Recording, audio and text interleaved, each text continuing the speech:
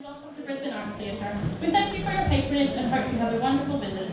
Before we get into tonight's performance, the management would like to make the following announcements. Please ensure that over the course of the show you stay in your assigned seats and make no unnecessary trips into the courtyard or bathroom. Due to the square meterage of these areas, we are unable to facilitate proper social distancing measures. If you do need to leave your seat at any time, please use the door at the front of the stage and re-enter through the foyer doors.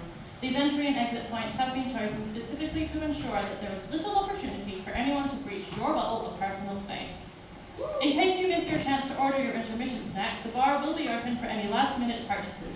But for our patrons who have pre-ordered, you will need to remain in your seats until our bar personnel have delivered directly to you. Please remember to sanitize regularly and maintain personal hygiene practices. We sincerely hope you enjoy the show.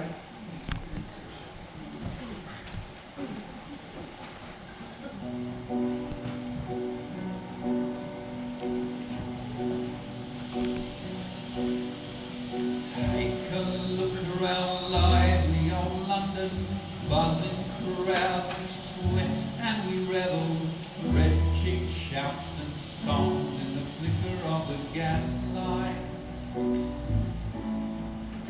Eager blighty bursts from the cobblestones, racing, colliding, blooming fertility, born from secret seeds that are scattered in the night time.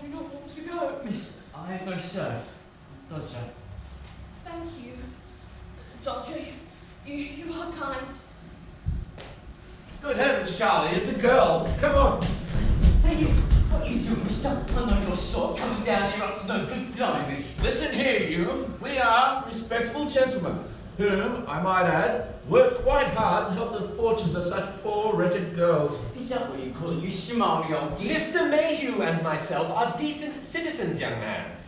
Your place is closest, Henry. Do you think your wife would object to receiving a needy soul for one night? I wouldn't like to see a dog out on a night such as this. Don't you mean two dogs by any chance? I ain't no dog, you know, me sticks and no ain't she. If I cried, you know, I make my own way, does it? Just straight up. I admire your attitude, young man, but not your common sense. This young lady is in a bad way. Surely you can see that. Now, my friend's house is not too far from here, and since you have set yourself up as her champion and protector, I invite you to follow us there and witness that she will have the very best of care that we can afford. So, my lad, what is your name? I'm Dodger. And you, my boy, do you know this unfortunate woman? No, Doctor. Never seen her before in my life, got the truth. I know everybody in the streets. Just another runaway. Happens all the time. Am I to believe, Mr. Dodger, that you, not knowing this unfortunate woman, nevertheless sprang to her defense like a true Galahad? Might be. I might not. What's it to you anyway? Who the hell is this Galahad folk? Galahad was a famous hero.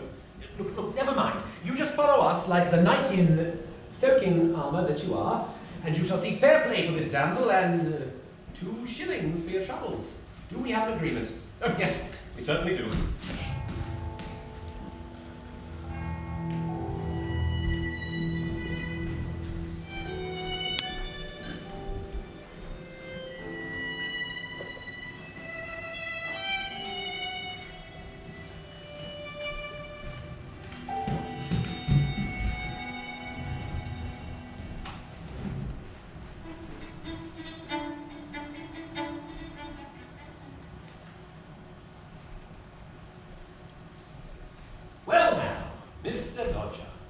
I am sure you'll be very happy to know that the young lady you helped us with is safe and sleeping in a warm bed after some stitches and physic from the doctor. Alas, I wish I could say the same for her unborn child, which did not survive this dreadful escapade. Oh, no. No, indeed, I'm sure you did. Wonder if the two gentlemen who were harassing her knew about the child. Now, here then for you are your 2 shillings, plus 1 more, if you are willing to answer me a few questions in the hopes of getting to the bottom of this. What sort of questions would they be, then? Can you read and write, Mr. Dodger? Is this a question that gets me a shilling? No, it does not. But I will spring 1 farthing more for that little morsel and nothing more. Here is the farthing. Where is the answer? Read beer, gin, and ale. No sense in filling your head with stuff you don't need, that's what I always say. You are clearly an academic, Mr. Dodger. Perhaps I should tell you that the young lady had, she had not been well used. But not by me, I never done No, indeed, I'm sure you did nothing to harm the young lady, and I have one very good reason for saying so. On her finger is one of the biggest and most ornate gold rings I have ever seen. It's the sort of ring that means something, and if you were intending to do her any harm, why, you would have stolen it in a wink, just like you stole my pocketbook a short while ago. Don't say about it lying around, so honestly, back to you. I can assure you I believe in full every word you have just uttered, Mr. Dodger. Although I must confess my admiration that in the darkness you were not only able to see the pocketbook, but also that it belonged to me. Since you appear to care for the young lady, perhaps you could ask around for any information about her, her background, where she came from, anything about her. She was badly beaten. You may find me by daylight at the Morning Chronicle. Here is my card, should you need it. Charles Dickens. That's me. Could I see the lady, sir? I ought to know what she looks like in the night if I'm going to be asking questions around and about. And let me tell you, sir, asking questions can be a dangerous way to make a living in this city. There is some merit in what you say. If you are to go in there, make sure your boots are clean and those little fingers of yours, so skilled at finding other people's property in them, just be sure nothing falls into them. Do not, I repeat, not try that in the house of Mr. Henry Mayhew. I'm not a thief. What you mean to say, Mr. Dodger, is that you are not only a thief. I noted the slim crowbar you have about your person, designed for opening the lids of drain cupboards, from which I deduce that you are a tosher. You make a living grubbing about in the sewers, looking around for any coins or jewellery that may have found its way down there. No, there are worse professions, certainly. No offence meant, Mr. Charlie, but would you mind if I watched over the lady? You know, until dawn, not touching or nothing, but I don't know why. I think I ought to. I don't mean to speak out of turn, sir. I don't mind keeping an eye on another author of the storm, as it were, but I cannot be held responsible for the doings of this young gutter-snire, saving your own presence. I hope no one will blame me if he murders you all in your beds tonight. No offence, don't you understand? Well, you hear that, my young friend? This lady has you banged to rights. Now, I leave the care of the stricken young lady to you, and the care of you to Mrs. Charles. Author of the storm, indeed. I must make a note of that. You can trust me, sir. Indeed you can. And if this young clown gets up to any mischief, I shall have him out of here and in front of the magistrates in very short order. Indeed I will. Now I must be off. Business awaits. Good night, Mr. Dodger.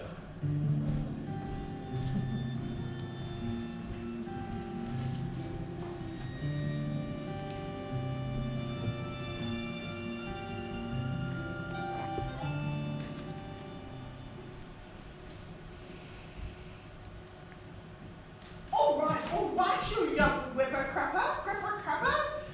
You'll have your sleep in a good Christian house as promised, for the first time, I would imagine. Now I want you out of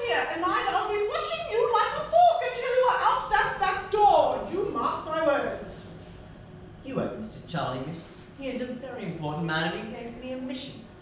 So I reckon I get to buy breakfast before being slung out into the cold. I don't think Mr. Charlie will be too happy to hear about the lack of hospitality you've shown to me, Mrs. Sharples. Fine. I have some porridge in the boil, you may have some of that. And a piece of mutton that is only slightly on the nose. Though I dare say you've had worse. Will that do you? You are a tosher, ain't you? Oh, yes, Mrs. I had a brother who did the toshing once. Foolish boy as he was. He got caught down in a storm. And, well, let's get you some breakfast, yes?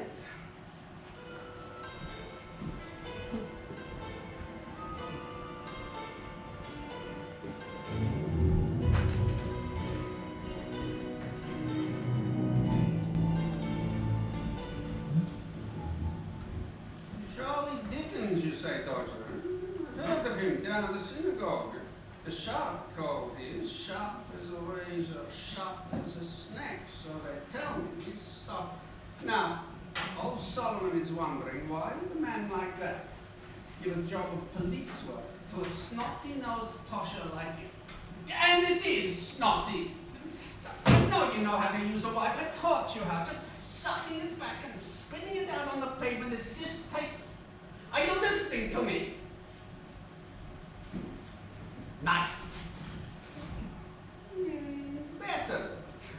A good start would be to look like someone else if you're going to do this work for that Mr. Charlie. So, while I'm making this mutton into dinner, I want you to go and see my friend Jacob down at the shonky shack. You tell him I sent you, and he's to dress you from head to toe in decent schmutter, eh?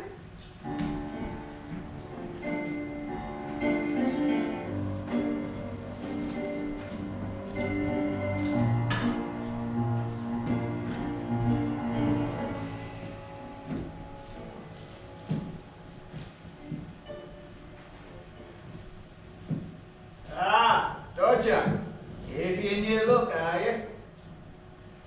My son, this is Mr. Dodger, what saved the life of my oldest friend, Solomon. Good morning, Jacob, but I'm no hero. Did you not see off those two geezers? What were kicking the life out of him?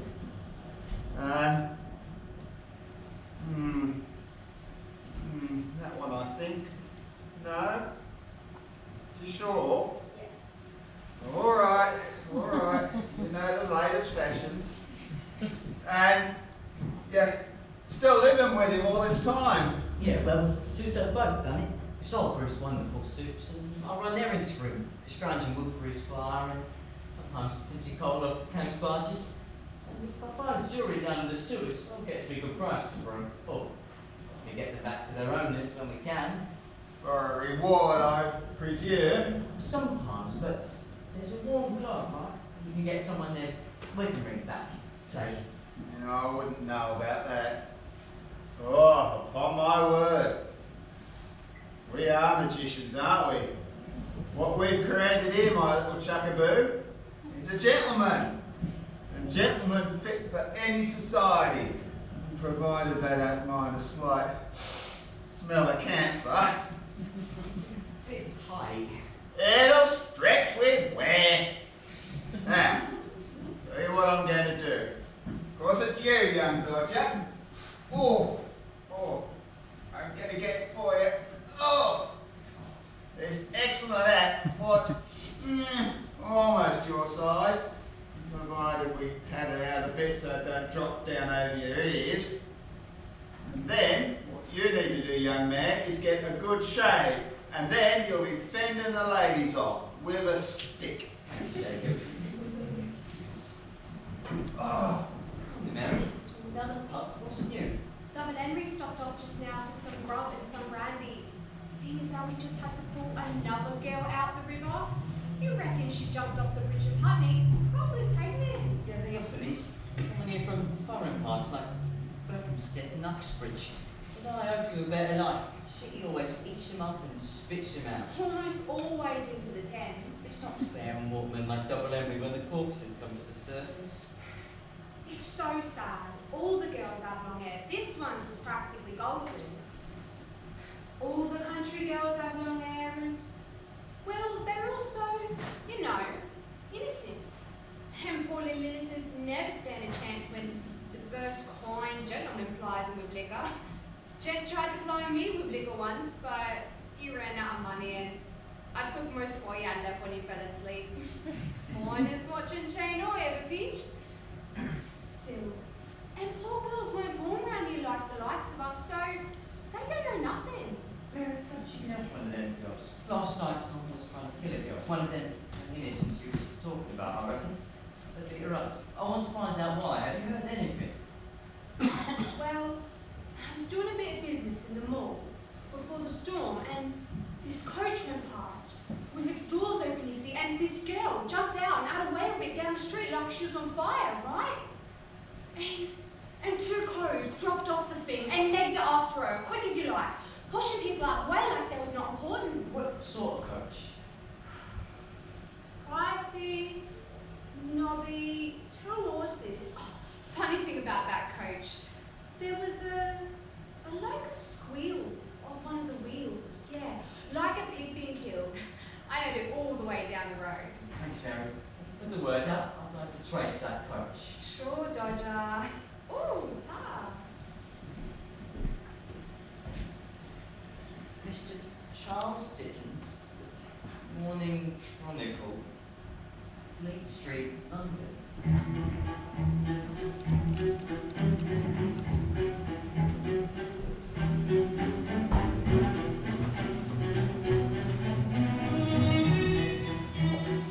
Guard, I'm telling you, he's real. Your master's family was the completely wiped. Outlander is just gossip. Come on now, the stories are ridiculous. Spike it and move on. Here, what you got there? Just keeps our decimal time. That's all. The newspapers, the sliders waiting for something to finish with. I don't need any more. Why don't you just throw the stuff away instead of cluttering up the place? Are you stupid? Supposing it turns out that it was important. Then all we have to do is find it on the spike.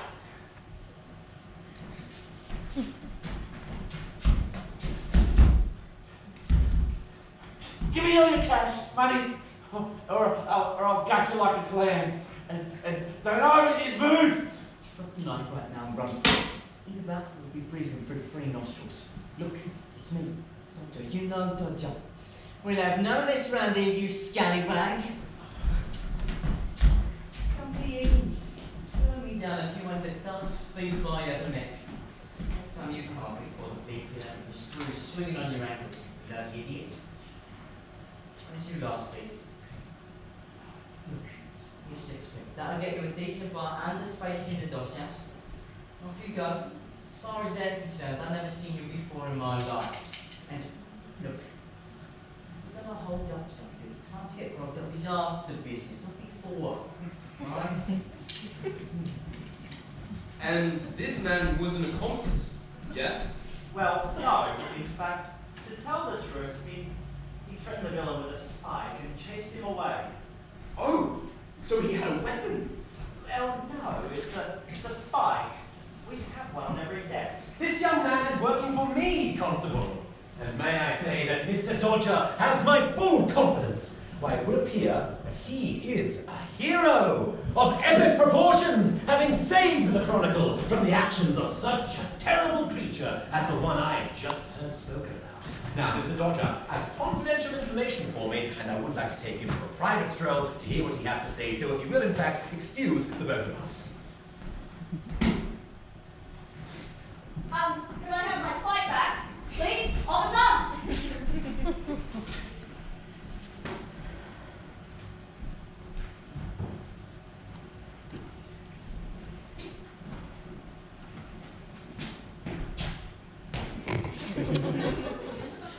Is there any point in my asking you for the truth about that little episode, or should we perhaps just let a veil of mystery fall over it? You, Mr. Dodger, are very lucky indeed, for something about that little escapade smells to me as bad as an extremely old cheese. What have you found out? One of my contacts did see the coach and the girl. Could they identify any crest on the coach? Did they hear accents? Mr. Charlie, I know what some coaches, and I know to recognise most lingos, but you see, in this, I'm just like you. I'm dealing with an informant who isn't bright enough to notice that sort of thing. Mr. Dodger, you are very smart indeed, but you have so very little to be smart about. Although I do see you have had the sense to get some new clothes. The best a shonky shop could provide, eh? On a lighter note, I expect you will like to hear. The young lady you helped us with is recovering, and I hear there is some interest about all this in high places. The crest on her ring is providing an interesting line of inquiry, and my good friend, Sir Robert Peel, is being rather discreet about all this, leading me to believe that there is a game afoot.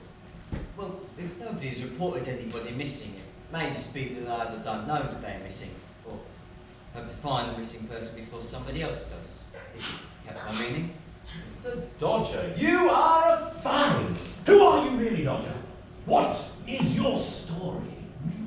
Can I trust you? Strictly speaking, the answer should be no. I am a journalist.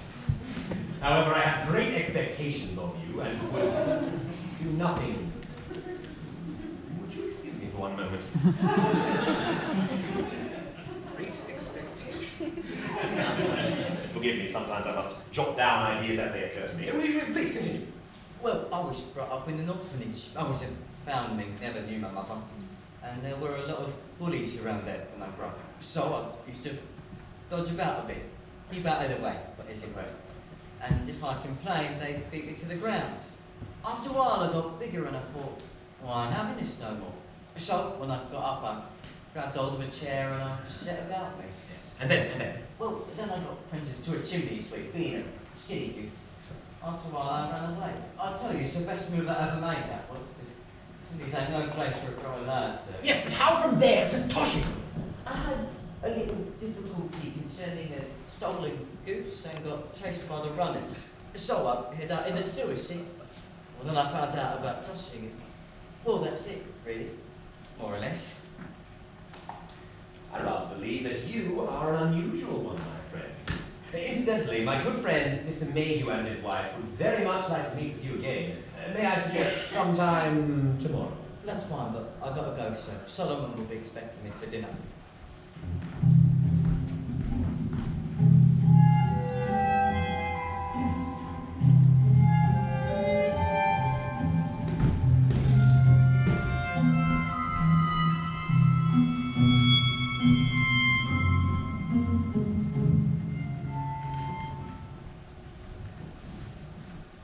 I'm here to see Mr. Mayhew. I believe he is expecting me.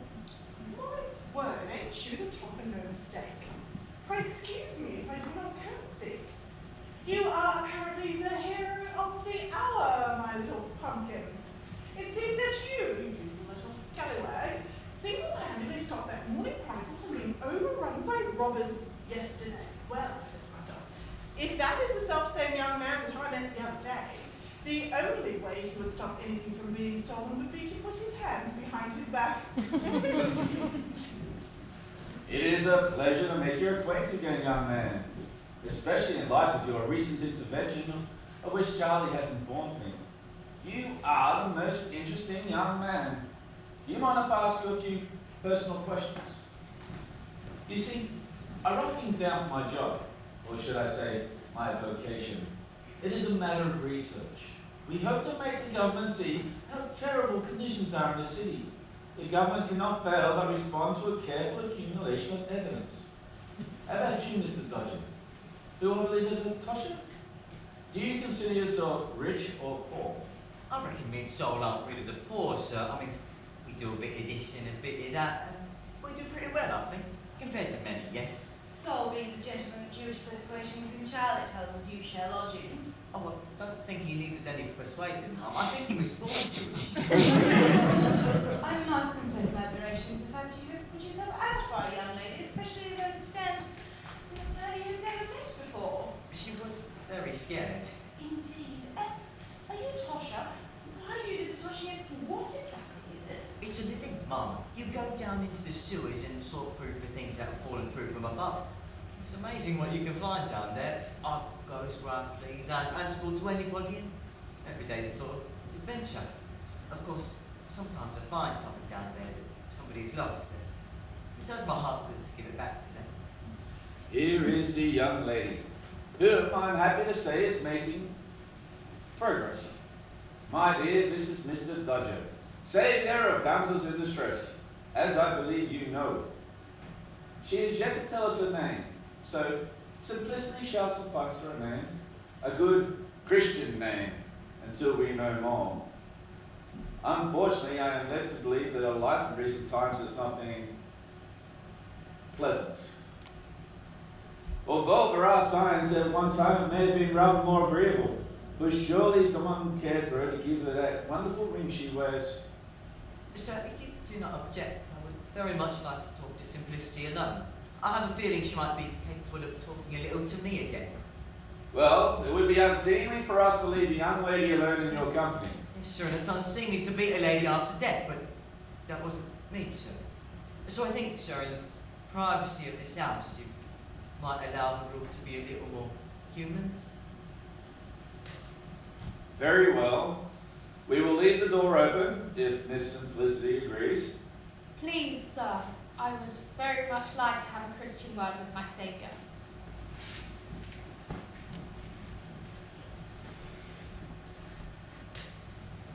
What is it you would like to happen next?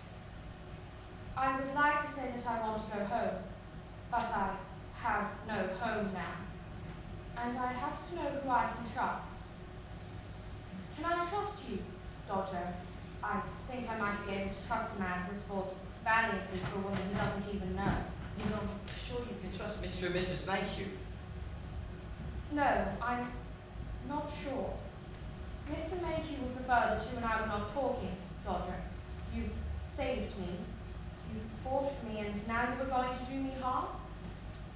They are good people, but good people might think that they should deliver me to the agents of my husband because I am his wife. But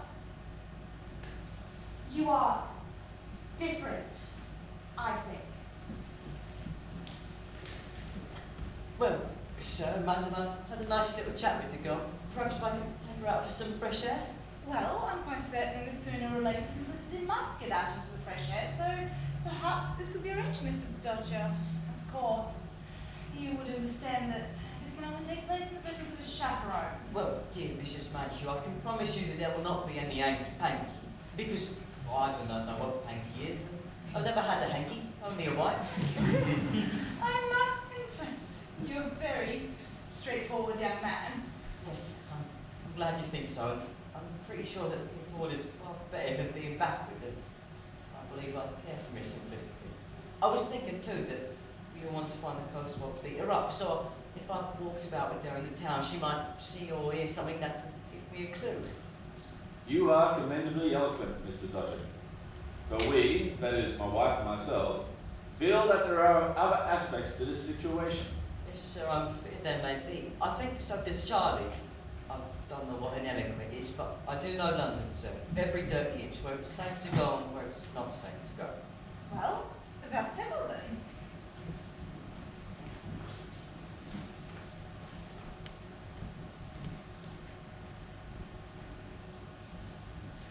Well, me lad, ain't you the rising star, hobnobbing with your elders and betters? Good for you.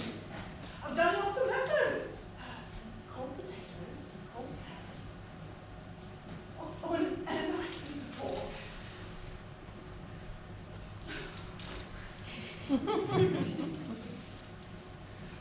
When you rise high, you remember them that live lowly.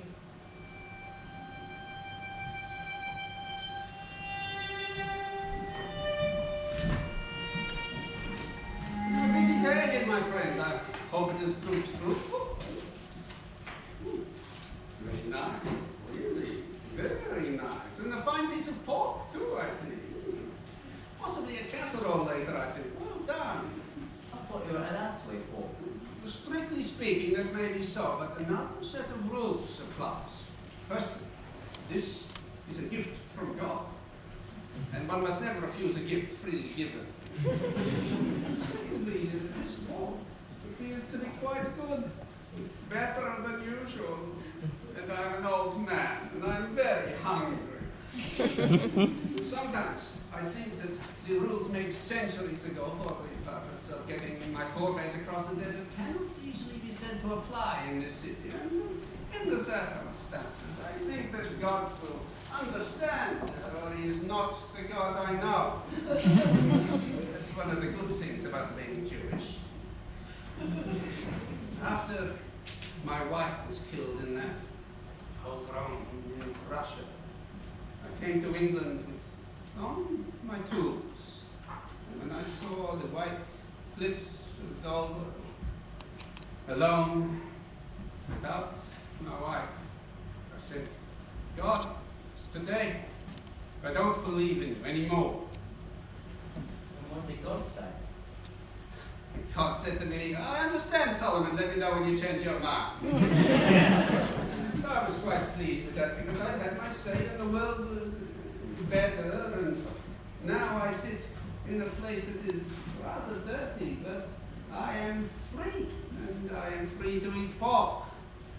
God so wills it that pork comes my way. To keep this watch working, Dodger, I'm making sprockets, my lord. It is engrossing work, requiring considerable coordination of hand and eye, but also in its way, the work is very soothing. That is why I like to make a sprocket boat too. That means I am helping time know what it is, just as time knows what I will become. So, why did you come to England in the first place? Why you? Well, my dear, it seems to me that in the pinch, most governments settle for shooting their people. But in England, they have to ask permission first. Also, the people don't much mind what you're doing here, so long as you're not making too much noise. I like that in this country. What's that, Sol? Is it an angel? My experience of angels is somewhat limited, my boy, although I do believe that they exist. But that particular angel, unless I'm much mistaken, is the planet Jupiter. Well, what's that then? Oh, well, Jupiter is a gigantic world, much bigger than the Earth. It is only one of a number of worlds that move around the sun. Can we get to any of these worlds? Very unlikely. They are a long way off. As far away as Bristol, maybe? Alas, Dodger, it is much further than Bristol. If you were better at your letters, Dodger, I would entrust you with the works of Sir Isaac Newton. One day, I think. But for now, we need to be out on the streets again, finding out what's going on and who knows what. Not without washing your face, you're not. You're almost a gentleman now, at least in very poor light. You are on a mission of great importance, so you must look your best, especially when you go to see Miss Simplicity again. Mind you don't get that suit dirty. I want to see you back in with not one mark on it. And I suggest you find yourself a proper barber for a haircut and a professional shave. I wonder where there's a barber shop. I saw it when I was at the Chronicle in Fleet Street.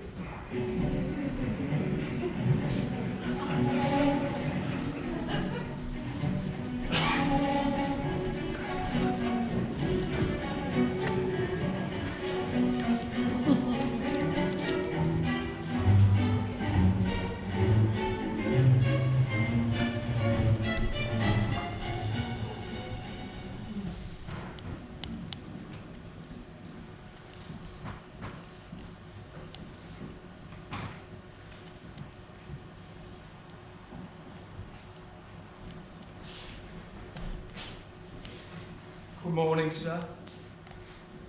An excellent morning. What can I do for you today? Shave the haircut, if you don't mind.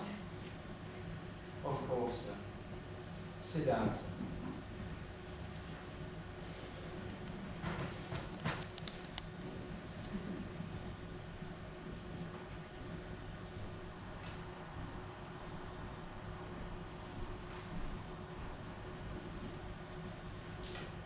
Just mixing up the soap, sir. Is that a special soap, Mr. Todd? There's a very odd smell about it. No, just ordinary soap, sir. Probably the drains Sir, had a hole knocked through from my privy into the sewers. Maybe it's that, sir. Would you like to hear a joke, sir? A merry joke? Yes, all right. Which of Shakespeare's characters killed the most chickens? I don't know.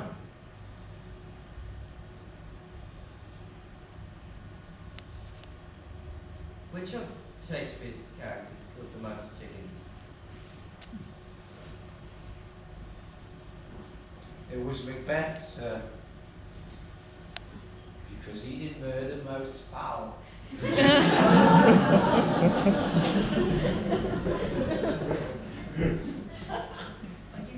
feeling all right, Mr. Todd? Your hands are shaking a bit, Mr. Todd. They keep coming back. Yeah, keep coming back, trying to take me with them. I remember them. Tell me what you see, Mr. Todd. It sounds terrible. Can I help you? Do you know what a cannonball can do, sir? Sometimes they ain't bounds. Very funny. And then they're rolling along the ground, and then some lad, fresh from the farm, sees it running across the turf, and so like a bloody idiot, he calls out to his mates and he gives it a big kick, and not knowing how much force there is still left in the ball, which is quite enough to take off his leg, and not just his leg. What is it you're looking at, Mr. Todd? Barber, surgeon. That's me. The surgeon bit on the battlefield, being somewhat akin to butchery, but slightly better paid. And I see him there. The broken men, the handiwork of God, twisted into terrible shapes. Terrible. And here they come. Here they come, just like they always come, our glorious heroes. Some seeing for those with no eyes, some carrying those with no legs, some screaming for them with no voice. And just try that out. You still they come.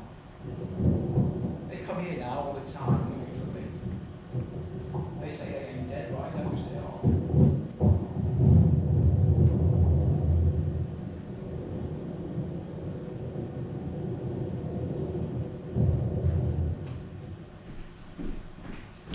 Well done, sir. Can I help you, gentlemen?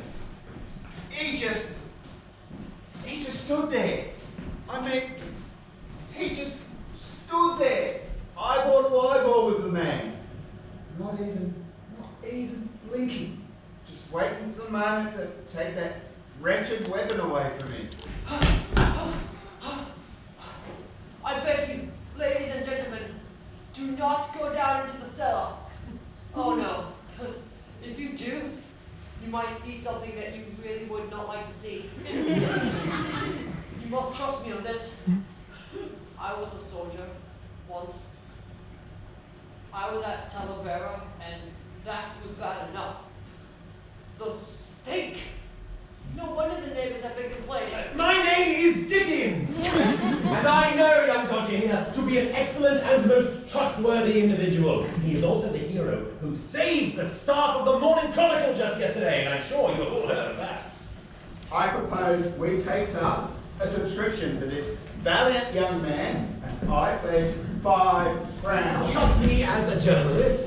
You are the hero of the hour again, my intrepid friend, and it would be a pity if an unguarded comment at this point spoiled things. It might interest you to know that I have been told just now that Mr. Sweeney Todd used his razor to slit the throats of 6 gentlemen who came to him earlier this week for a haircut and a close shave. But for your almost magical response, you would have been the 7th of them. I hardly touched him. I just took the razor off him. That's so honest. It was as if he was seeing dead soldiers, dead men coming towards him. I swear it. And he was talking to them like he was ashamed that he couldn't save them. I'm a hero because I don't think he was a villain, so forget my drift. Mr. Dodger, the truth, rather than being a simple thing, is constructed. We journalists have to distill the truth into stories that people can understand. There is almost always a different perspective. After all, my young friend, what exactly are you? Why, a determined young man, plucky and brave. Or a street urchin with the luck of Beelzebub himself. And Mr. Todd, is he truly a demon? Well, those 6 gentlemen in the cellar would certainly say so. Or is he the victim, as you would like to think of him? What is the truth? The truth is a fog. In which one man sees one thing, and another sees something totally different. What, the truth is what you want to make it? That don't seem right. Mr. Todd will either hang, or they will send him to Bedlam.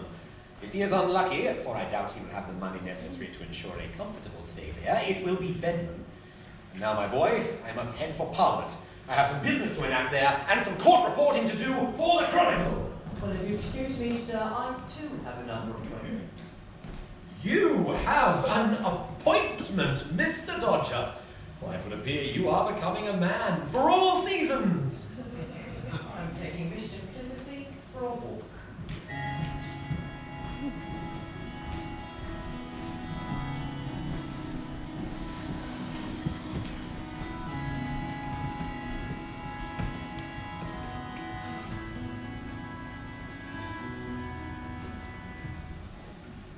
Mr. I'm so glad you decided to come to this little walk with me. Here, present for you. Oh, a rose. Please, Dodger, I heard them talking. I am very grateful to the Mayhew's Fund. It is as I feared. I heard them say that they would be very pleased when I return to the safety of my husband. Trust me, I'll see to it that you go somewhere else. Oh, Dodger, I am so happy to meet you again. I burst into tears every night when I remember that storm and how you drove away those terrible men who were so unkind, shall we say. I know I should not hate, but for them, yes. Because of them, I must not use my proper name, and I dare not tell it to anyone, not even you. For now, I must remain Simplicity, although I do not believe that I am very simple. I think we have come far enough today, and so I insist that we rephrase our steps. Simplicity's condition is still very delicate, and you will do no service to let the cold find its way to her. Mrs. Shuffles, I believe there is a gentleman following us to meet somebody here. It may be Simplicity or maybe, well, me. For the love of God, I'm going now without saying a word to turn at the next corner and wait while I send this cove about his business. If the swine puts up a fight, pray kick him in the unmentionable good and fine.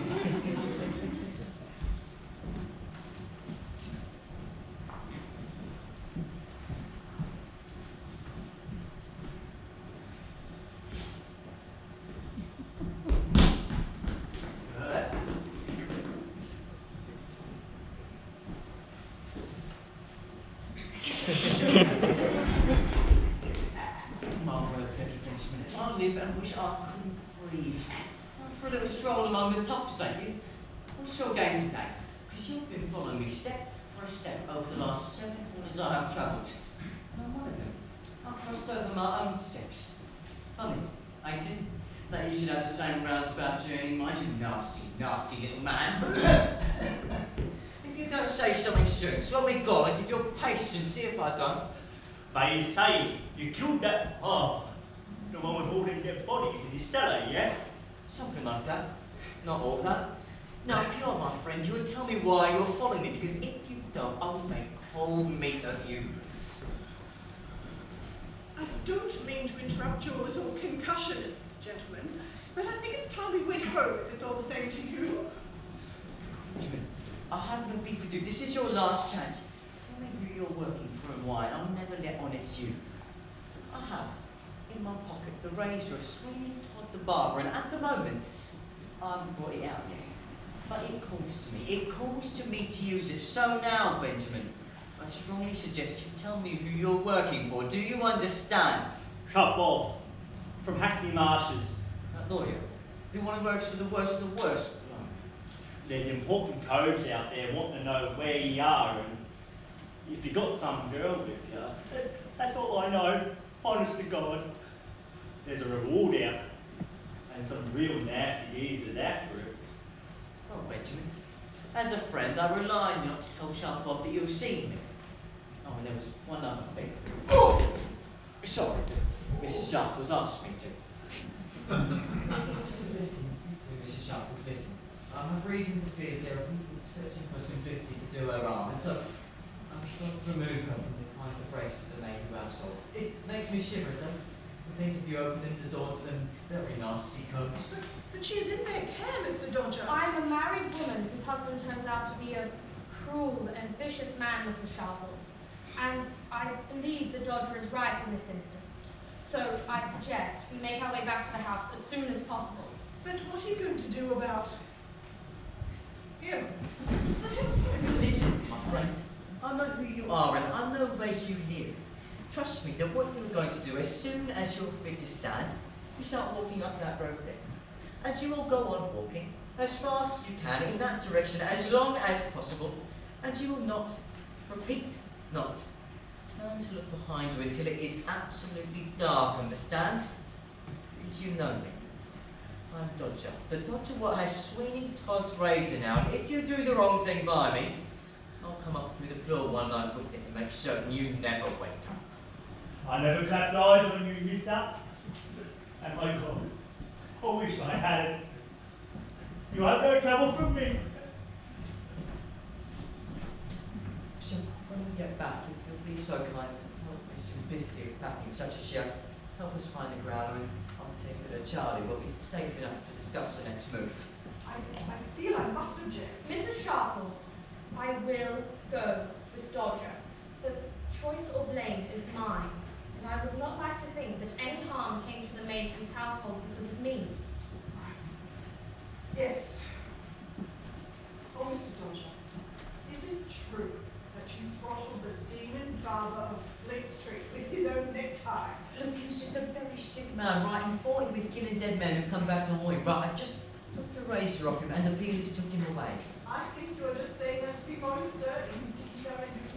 As you wish. But we must get you both back. And then I need to speak to the majors. And then Simplicity and I need to go see Mr. Dickens at the House of Parliament. Well done, sir. Very, very well done. Come on, then.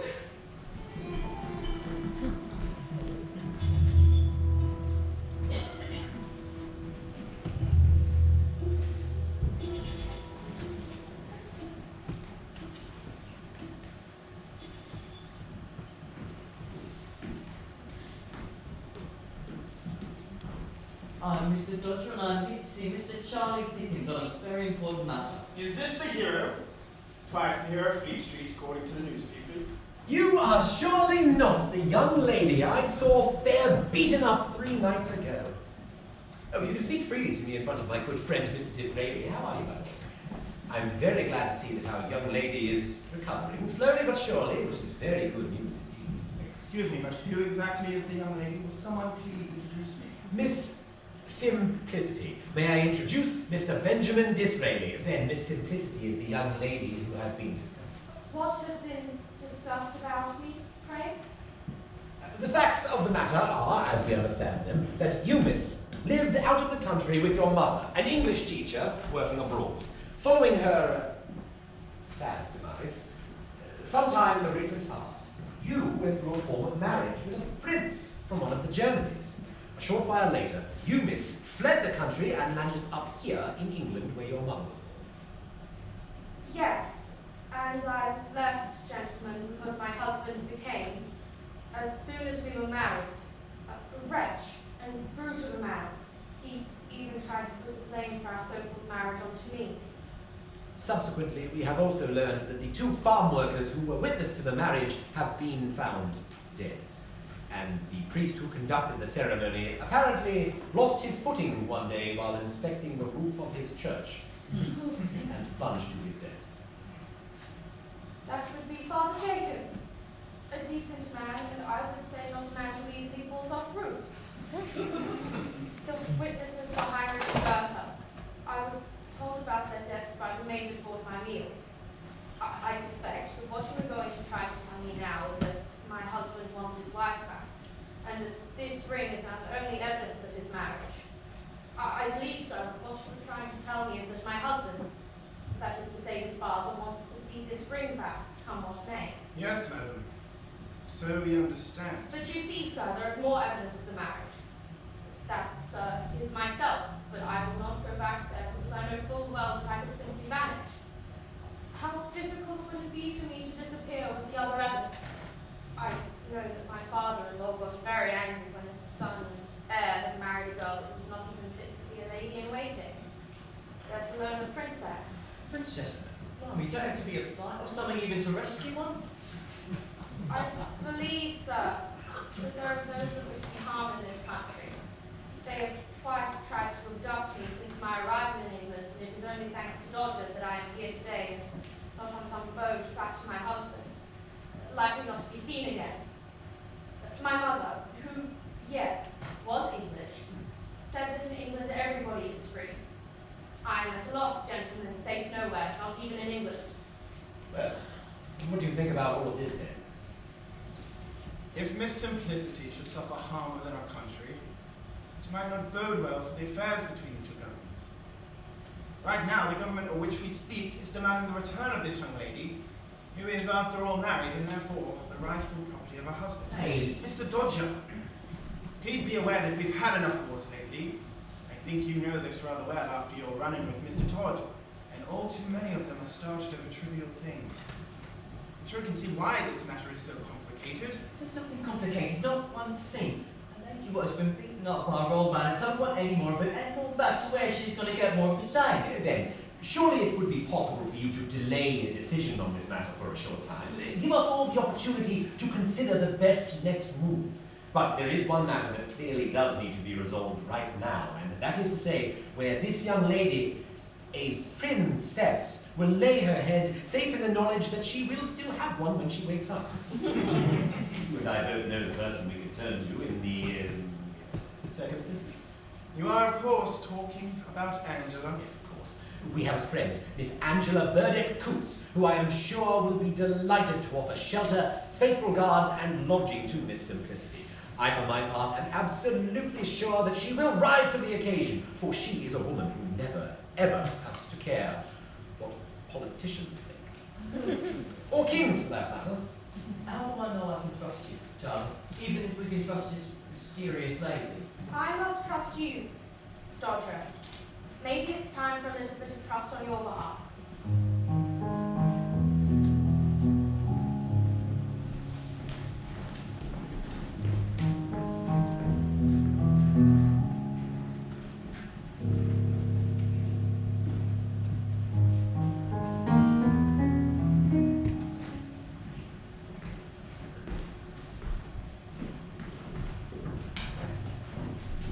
My dear, you must be Simplicity.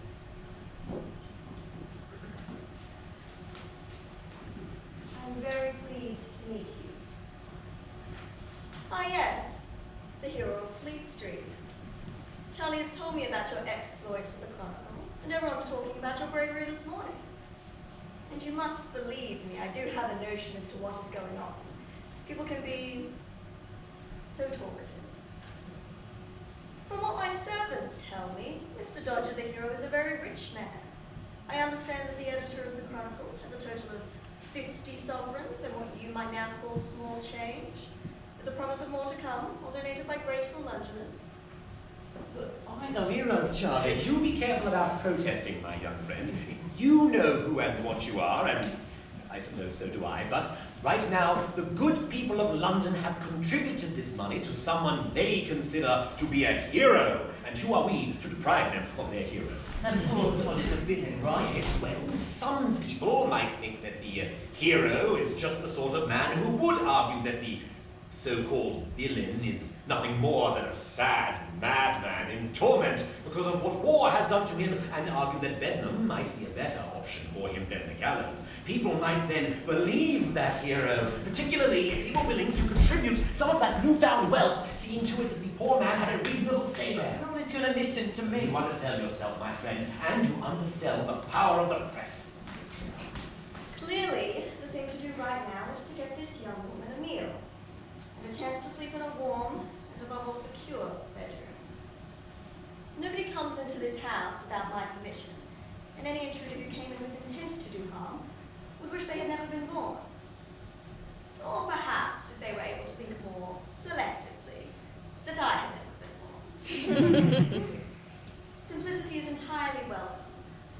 Or, I should say, I'm welcoming the daughter of an old friend from the country who is staying here in safety while she learns to navigate her way in this wicked city. I'm sure that you, Mr. Dodger, have all your work cut out as it is.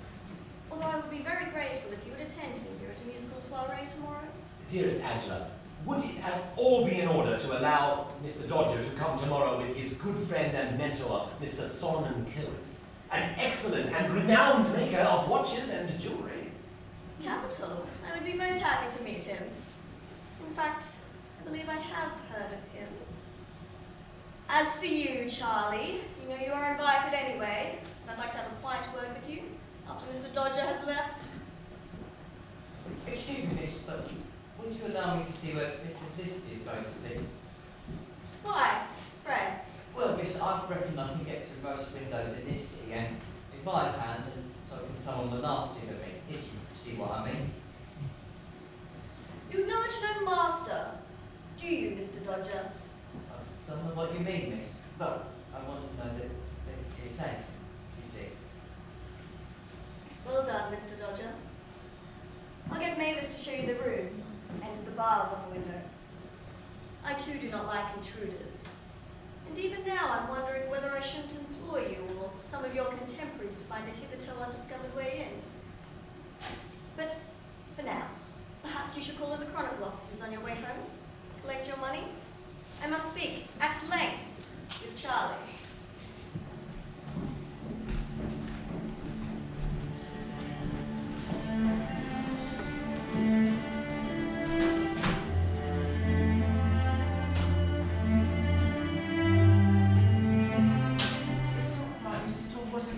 It is not your fault if people call you a hero, but it is to your credit that you recognize that if he was a monster, it was other monstrous things that made him so. In the case of the money, one might think that this is in some way a society trying to feel better. The people at Cook's Bank remain, I think, so I suggest you put the money with them, where it will be safe and interesting.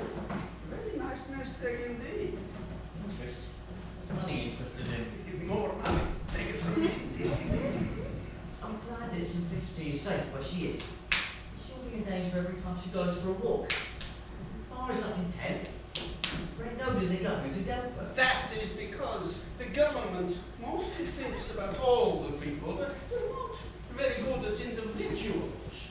And the wishes of the husband are invariably considered more important than those of the wife. All I know is there are some people who are very happy to hear that Simplicity is dead. Then, Dodger, you have answered your own little conundrum, eh? Let them hear that Simplicity is dead. No one hunts a dead man. What do you mean? I mean, Dodger, that you are a very resourceful young man, and I've given you something to think about. Think about people seeing what they want to see. Now, I suggest an early night, because tomorrow we will be dining with some very important people, and I will feel ashamed if they say, "Look at that overgrown street urchin, he has no manners at all." They will say, I suspect, that he slaps when he drinks his soup. Which, Dodger, if I may say so, you do. A lot. If Mr. Disraeli is going to be, then you must be a gentleman, and it seems I have less than one day to turn you into one. This is a matter of pride, Dodger, which I have, and you must acquire. First thing in the morning, we will see Mr. Coos and open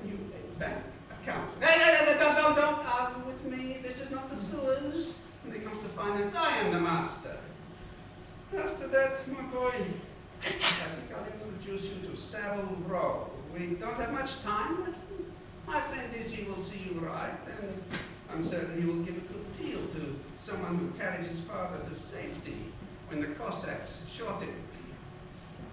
But Savile Row is in the West End. Well done!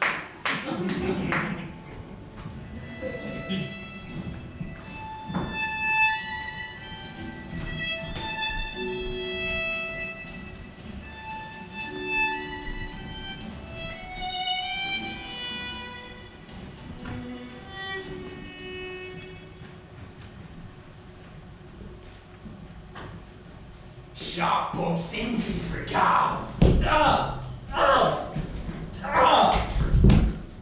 don't know you. I thought I knew everyone in the parish. Bloody hell, you probably knows. Oi! Who's that down there? Nothing to worry about, folks. It's me, Dodger. And a bloke from out of town who amazingly enough fell over my foot. You are a very lucky man. Lucky. It's you who's lucky. That it was me who got sent, and not the bleeding outlander. If I ever see your face around here again, we'll have what we might call a very close shave. Tell Sharp Bob to come and ask me questions himself, right? I ain't a murderer, but I'm on good terms with such as this, and I'll see you in Lavin if I ever see you around here again. Understand? I will assume that was a yes.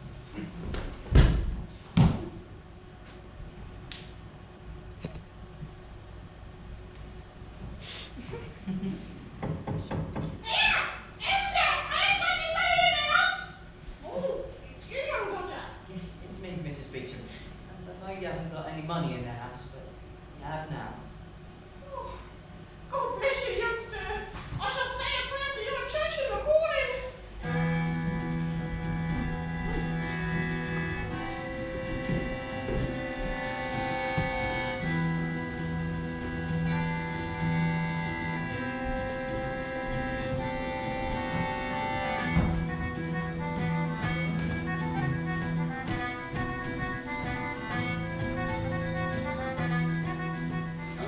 If I really need the tops closed, it is raining. His friends will know what I am, don't they? Oh, darling, what are you, my friend? Their inferior? Their employee? Or I would suggest their equal? It seems to me when you go around telling people that they're downtrodden, you make two separate enemies. The people who are doing the downtreading and have no intention of stopping, and the people who are downtrodden, but people being what they are, don't want to know. They can get quite nasty about it. Am I downtrodden? You? Not so you'd notice, my boy. But neither do you tread on anyone else, which is a happy situation to be in.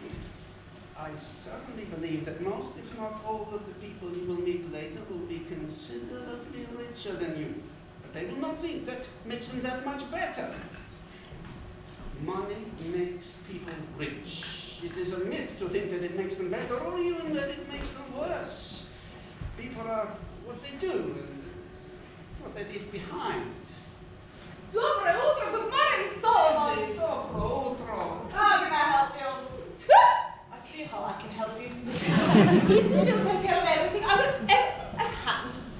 Leave it all to easy, and everything will not just be alright, but also extremely acceptable in the price. They will amaze yet satisfy all parties. How does one dress, sir? Well, normally I put on yesterday's unmentionables if they aren't too bad, and then I pull some of my socks. Oh, no, I tell her diamonds. About the ocean liner, I never bothered to look. Things find their own way, don't they? What sort of a question is that to ask a man anyway?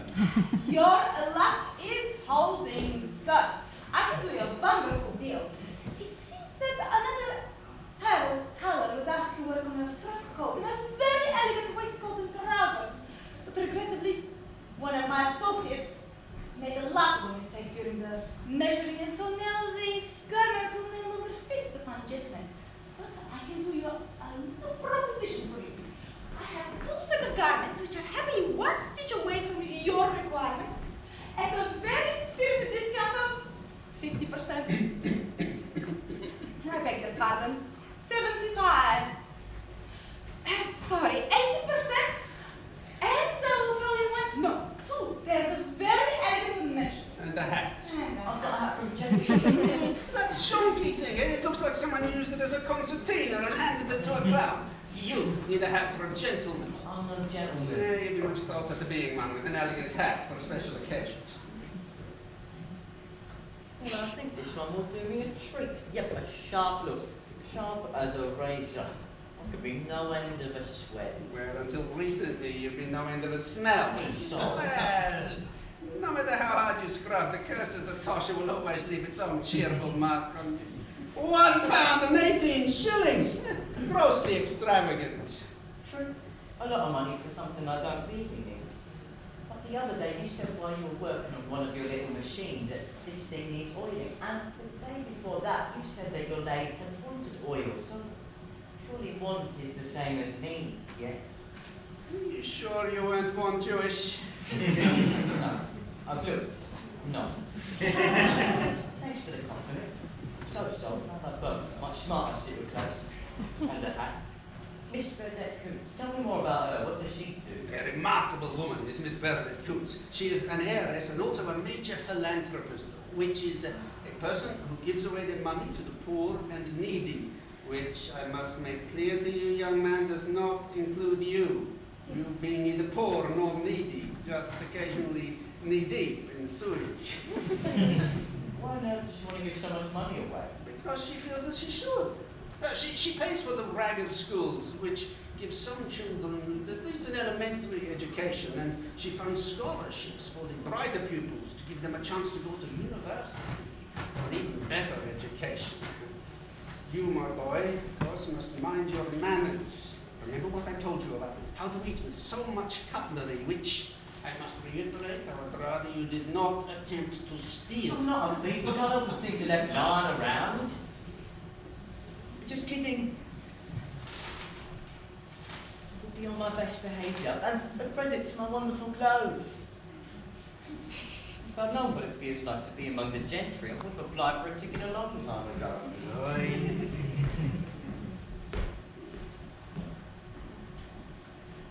So you need to pay for the. Ah! Ah!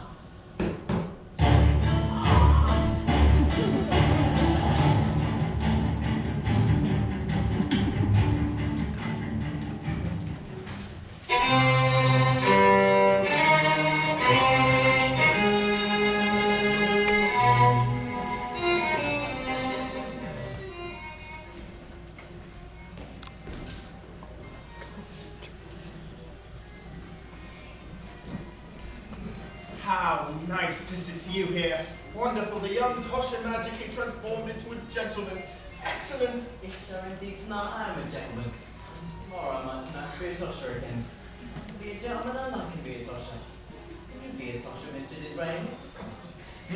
My dear boy, you think I'd make a good Tosha? Hardly a profession I'd reason to consider, I must say. It's just scrambling about in the mud to find hidden treasure, my friend. And I might suggest it is remarkably like politics. If I were you, I would take the opportunity to learn something very valuable about the world. Well now, come to think of it, an exploration of the underbelly of the city would be sensible at this time. And it would show, do you not think, that you are being rather careful in the public opinion on the matter of drainage in this city, which is in fact ancient, outdated, and stench-filled, to say the least. Yes, indeed, Charlie. I think you may have a point. Very well, Mr. Dodger, I will indeed take an underground ramble with you in the public interest. Let me see. The day after tomorrow, perhaps. I'll be quite happy to give you a little tour, sir. Not in the hospitals, of course. The breweries are pretty good. Down there, even the rats smell good. Well, here's a go. Angela! Angela! Ben and young Dodger here are hatching up a scheme to go down into our wretched sewers shortly. Don't you think that's a fine thing? Are they? I certainly hope they tidy themselves up before they come back here again. So nice to see you again, Mr. Dodger. I see you've raised your game when it comes to your clothing considerably since we last met. Excellent. Ah, the most learned Mr. Cohen, I presume. I've heard so much about you. I believe the papal nuncio told me a wonderful story about your receptiveness.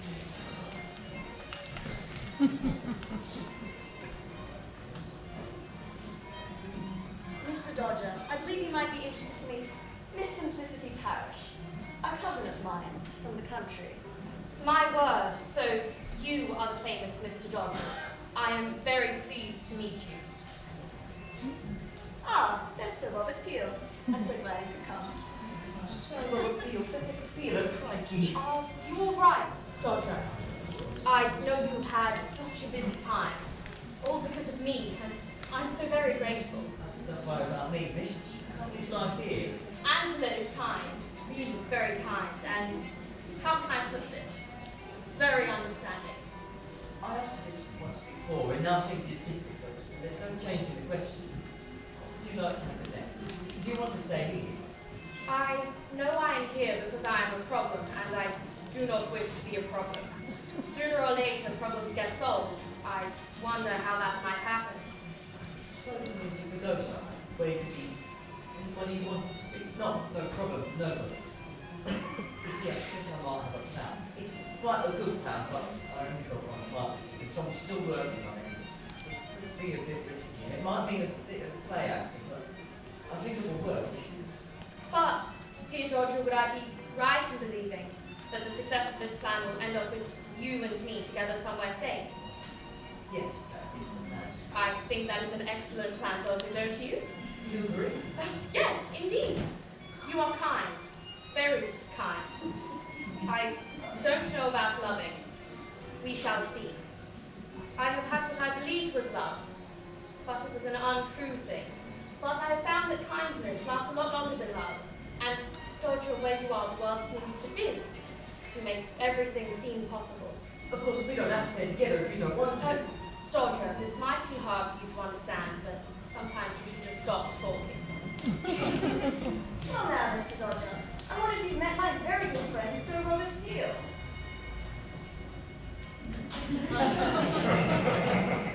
I suspect you may have some things in common. Yes, the hero of Fleet Street. I'd very much like to have a quiet word with you.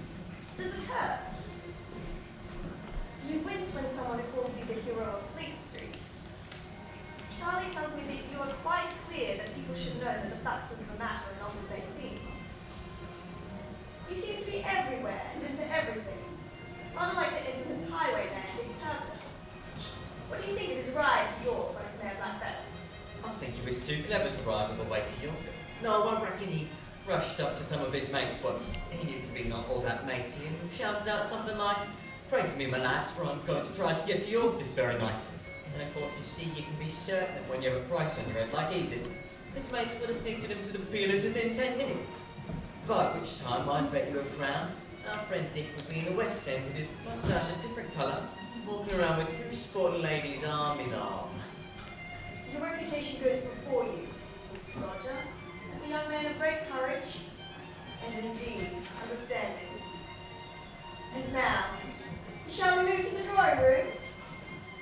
So what? If I may detain our mutual friend for just a minute or two, Angela. Very well. But don't delay over long, Bobby.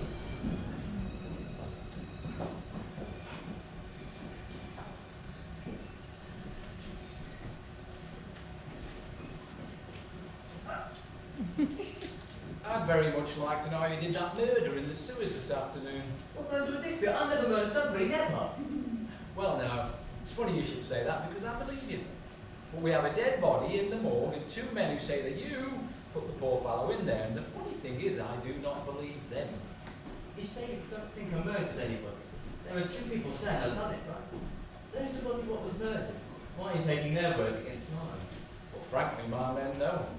And they say they wouldn't trust the testimony of those two if Archangel Gabriel gave them a reference.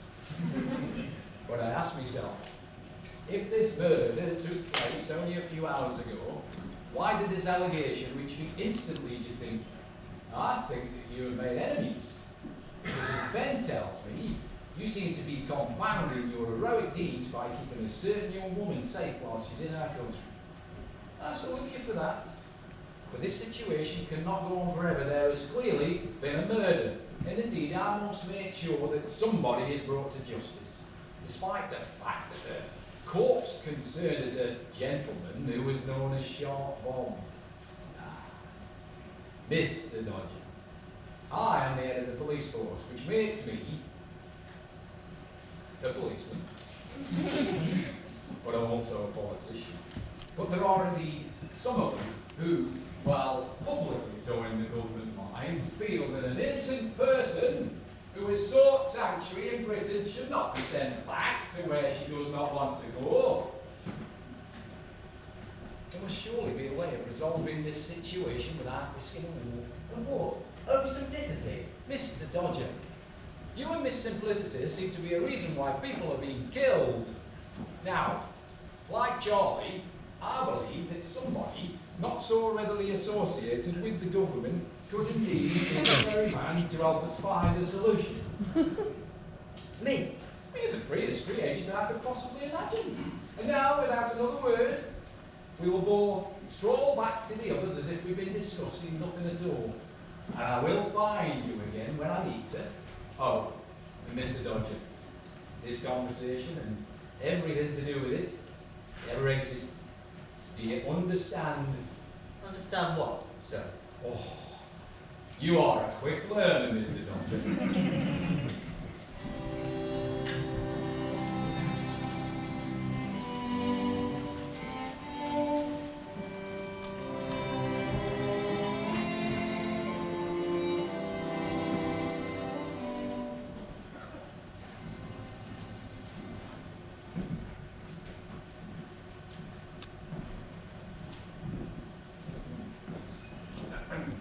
Young master, I hear that you habitually frequent the sewerage system. I'm no expert, sir, but did you ask? I'm Natasha, and I reckon I've been down every drain anybody can get down in the square mile and then some. And you, sir? Oh dear, how remiss of me. Bazalgette, Joseph Bazalgette. Here is my card. May I say, if you're thinking of a journey into the sewers, I'd be most pleased if I could come with you. I was planning an expedition with Mr. Disraeli and Mr. Dickens for the day after tomorrow, perhaps one more. How exciting!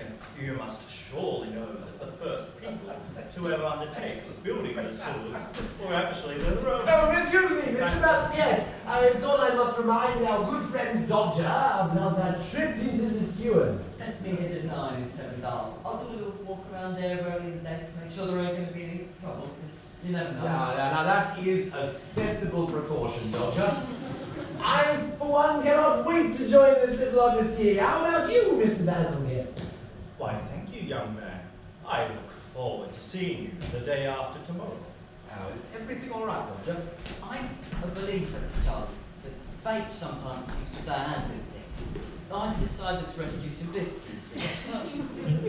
How could I have heard all the screaming above all the noise of the storm? But I heard it right enough.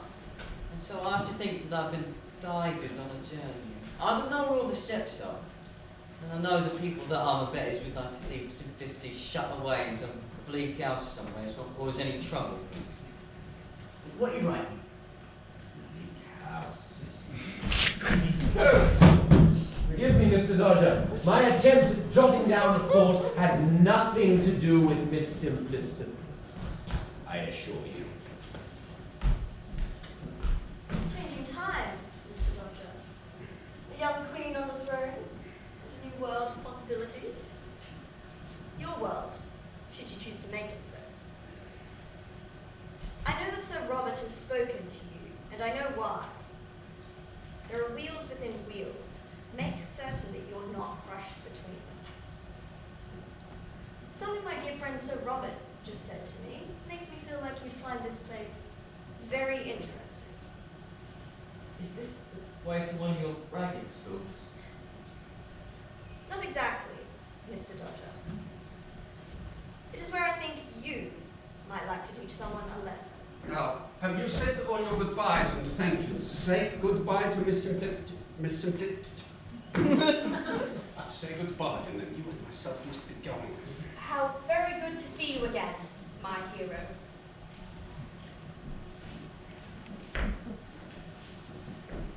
You must be careful.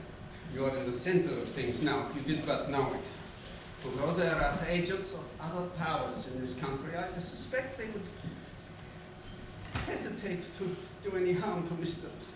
Disraeli or Mr. Dickens, but the life of Tasha is what they would snuff out without a second thought. We're Malchi. We're see. Now, tell me what was on that note that Miss Burdett Coots passed to you. It's an address. I think these people are the people what me Simplicity are. Now, this is the address of an embassy. The one that Princess from? As a matter of fact, I think I can convince the cab to go past this address. No, I'll come home with you right now and see you get in all right. And don't wait up. Promise me at least you won't kill anyone. Unless they try to kill you first.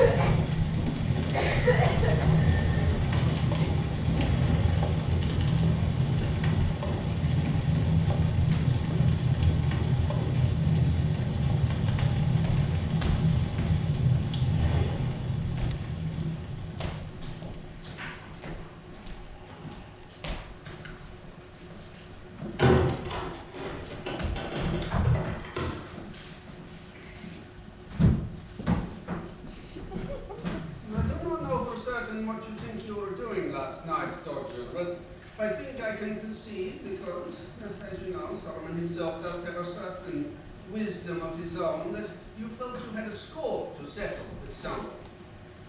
Although you know I do not tolerate thievery of any kind, I had a word with God. And he agrees with me that in the circumstances you might have wanted to set fire to the place. So, I did wash the tables. Was that 30 countries in there? The one with the screechy wheel that was there when I rescued her? I trust you let out all the horses. And after all, what is jewelry? Eh? Just shiny rocks. You have an excellent eye. Excellent. But I dare say some of these ciphers and code books might be of considerable interest to the government. There are things here in several languages that would do a great deal of damage in some quarters and cause a great deal of rejoicing in others. You can read that? I can read in most of the languages of Europe, but with the exception of Welsh, which I find a trifle geschlossen.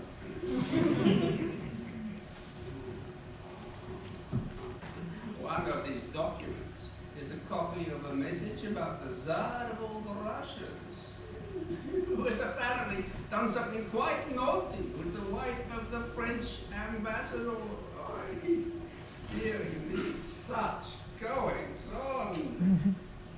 I think it would be a very good idea if someone like Sir Robert was made aware of this startling information. I will see to it that he gets them. Of course, I see no reason to mention anything to him about the jewelry. All I ask of you, my young friend, is that I be allowed to keep this one document concerning the Tsar and quite possibly make use of it one day. So, could you do a little job of work for me, please? Could you mount up some of the gold from his soul and make a gold ring with a decent ruby, maybe? Possibly a sprinkle of diamonds to set them off? I would be delighted to do that for you, Doctor, and at my very best price. Honestly, my friend, what must you think of me? It's just my little job, and I do not make many of them. By any chance, would you like an engraved inscription? Something relating to a young lady, perhaps? We can agree the exact wording later, yeah? You're a mind reader too. Of course. You know so much and you can do so much. Why is it you spend so much of your time fiddling with old bits of jewellery and watches down here in the slums when there are so many other things you could be doing? Enjoy my chosen trade, and I receive good payment for doing something that gives me great pleasure. But I suppose the main reason is that I can no longer run as fast as once I could. And death is, well, so final. So I take it that your disguise as a batty old lady is about to make a reappearance then, don't you? Well, merry-go-round told me about a young girl they pulled out of the river, so I have to speak to the coroner down in Southwark about my poor lost niece.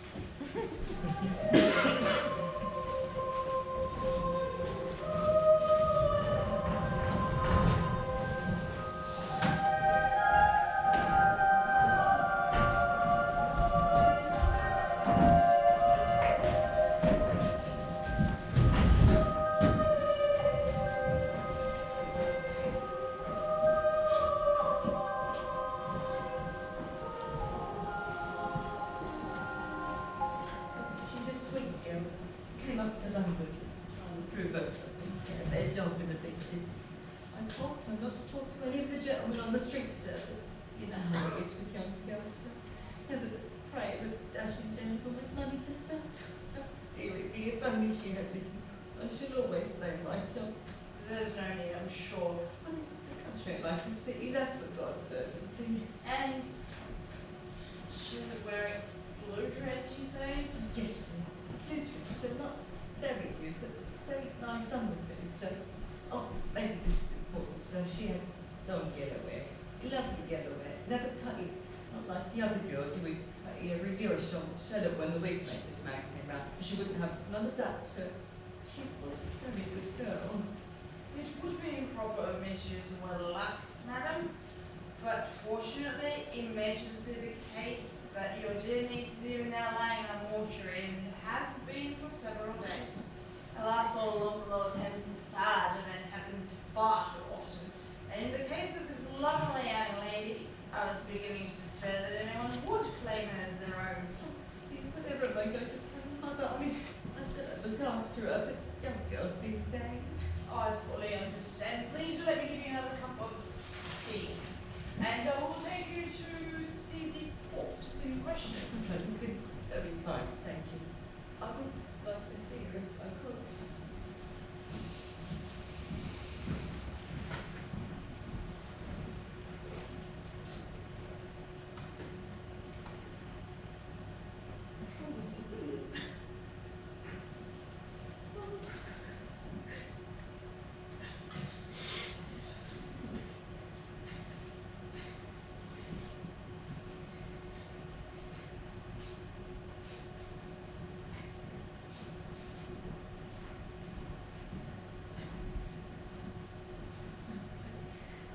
I ain't rich, sir. I really ain't. I reckon it will take me some time to see the wherewithal to see her decent. So, do you reckon they will have a crossboat cemetery sometime? That I cannot say, madam, but I hardly think that your dear niece, so fresh from the country, is anything like the sorts of girls that are buried in crossbones. Madam, I cannot help but be moved by your plight and determination to do the very best by the soul of your dear niece. I can guarantee you we have no shortage of eyes after all. Your niece can stay here, not forever, but for a week or two, which I reckon should be enough time for me to call those others that may be able to assist in your plight. Bless you, sir. You truly are a gentleman, sir. Up to and over every step, sir. So I will right away, sir. Thank you so much for your kindness. I'll move heaven and earth not to put you to any trouble, sir. Like you said, that we will have one of our own go to a pauper's grave, so. It's not a problem. It is the least I can do.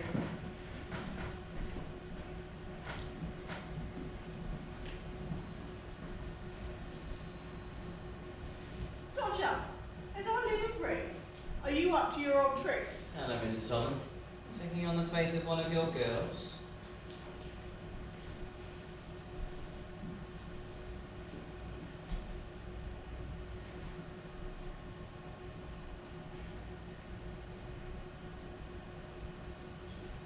I reckon you've been up to your old tricks, my little lad.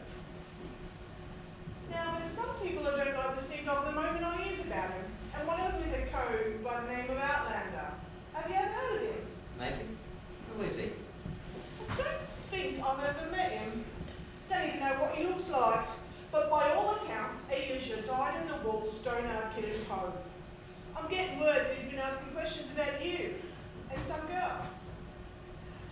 about him. Some folks they say he's a Dutchman, others they say he's a Switzer, but always they say he's a killer who comes out of a door and goes back into the door and gets his money and disappears. Not much about him, but the only thing that anyone actually knows is, well, that he likes the ladies. Don't know much about him at all. Some folks say they met him and he's tall and thin, and others, well, others say he's a fairly short coat. I reckon he must be a master of disguise. And when he wants a word with you, he sends one of his ladies with a message.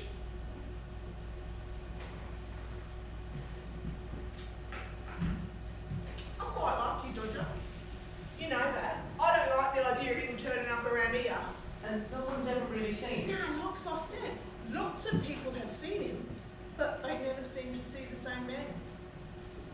It might surprise you, my boy, that a nasty old creature like me has got some standards, but, well, if I was you, I'd keep my eyes open, even while I was asleep.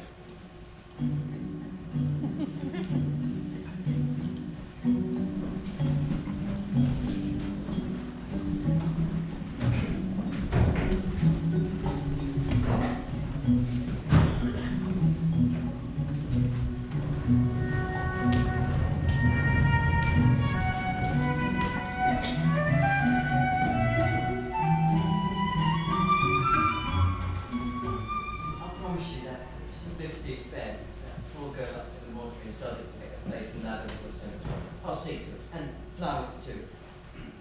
She'll get given a name, so it's up to remember her. That's it. The world is rather bad and extremely difficult. All you can do is the best you can. I'm just a dodger. And what about this Outlander? Here with all these ladies, is that sound quite real? No. Maybe the Outlander has on a little spell that makes him bigger and more dangerous than he is. Show me, Chief. I will show my own to prepare. Well, Dodger, you have told us your plan, and I must say you are very thorough. It is bold, daring, and in the circumstances you describe, quite possibly something that will work. Oh yes, I just know that is going to work, no doubt about it. Well, Mr. Dodger, much as I admire you, my first inclination was to utterly forbid you to attempt this curious and dangerous scheme. But even as I summoned up the breath to do so, I realized, having seen the looks that passed between the two of you and reminding myself that Simplicity is not a child, but a married woman, that the best I can do is to thank you for allowing me into the secret. Will you tell us your thoughts, Mr. Cohen? Well, it seems to me that the Outlander is unlikely to find Dodger before Dodger's plan comes to its conclusion. As a plan, it seems to me it does have certain appealing aspects, because if it works, it's unlikely that anyone will wish to delve into the matter subsequently. And, of course, my spirit thrives when I consider that this plan will take place on a battlefield absolutely familiar to my young friend.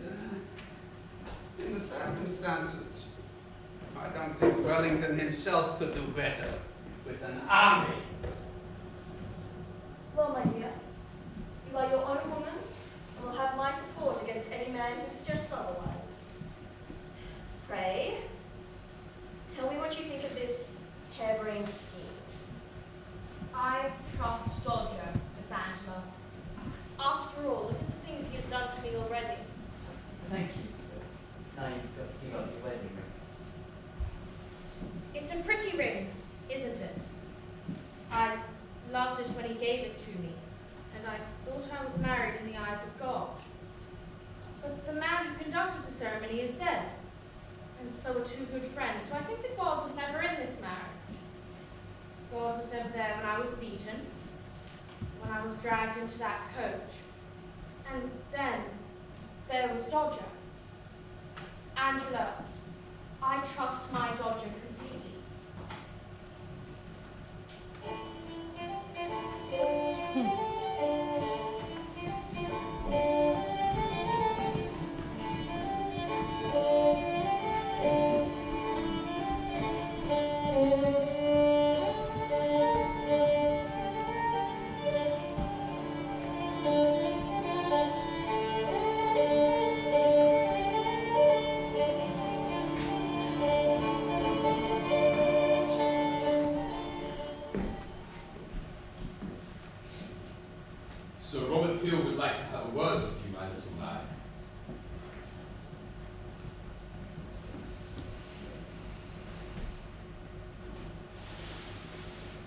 Have you ever heard of the Outlander, my friend? No. The Outlander is an assassin. We presume he is very much interested in the whereabouts of Miss Simplicity. I know, because it is my job to know these things, that a certain embassy was broken into 2 nights ago with a great deal of documentation and jewellery stolen. Subsequently, it appears that the burglar then saw fit to set fire to the coach house. It seems that before the fire, the offender appeared to have scratched across the crest of the coach the name Mr. Punch. I must assume that, of course, you know nothing about any of this. Well, sir, as you know, we were at a jolly soiree that night. I went home with Solomon, and I'm sure to testify should you require it. Mr. Dodger, I am absolutely certain that Mr. Cohen would say exactly that. And since we're on the subject, would you know anything about an elderly gentleman who called in at our front desk this morning with a little package of documents for me? These are very interesting documents. Very interesting. Surely Solomon must have pointed out to you the worth of what you brought up. What? Sorry, sir. Solomon ain't mentioned anything to me about any documents, and I ain't seen them. Yes. Mr. Dodger, have you ever heard the phrase, "You're so sharp that you might cut yourself"? Yes, sir. Very careful with knives, sir. You can be sure of that. I am so glad to hear it. You may go now. Don't do it again, young man. Can't, sir. Haven't done it once. Now, how hard would it be for him to wipe a slutty-nosed tosser off the world? I'm Dodger. It'll be very hard indeed.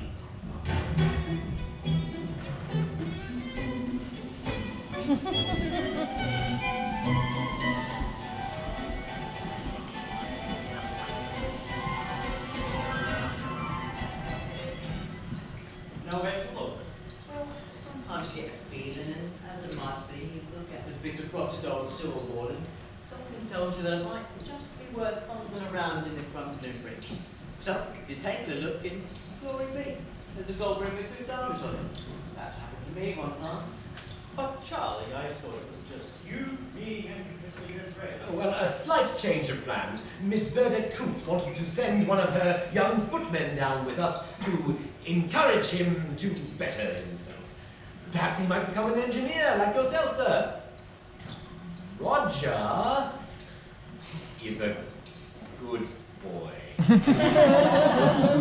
Rather shy and does not talk much, if he is sensible. Now, welcome to this, my world. What do you think of it, Mr. Disraeli? Well, I cannot recommend the smell, but it's not quite as bad as I expected. It used to be nicer in the old days. Not so good now. People are banging holes through from their houses, but just step careful. And please, if I ask any of you to do anything, just do it with sharpness and without question. Now, here's an interesting place that's occasionally kind to toshers. Mr. Disraeli, we now try your luck as a tosher.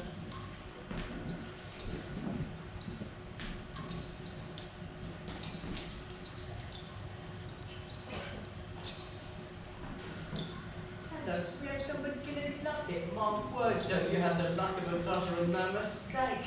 I see I've better not let you down there again, eh? Shocking, isn't it? There you go, sir. First time out, you've already earned a working man's daily wage. I think we ought to be getting on because of the light. Yeah, young man, he would like to try next time. Would you, Master Roger? You make a day's wages like Mr. Disraeli. It's like rather like what he did listen to them.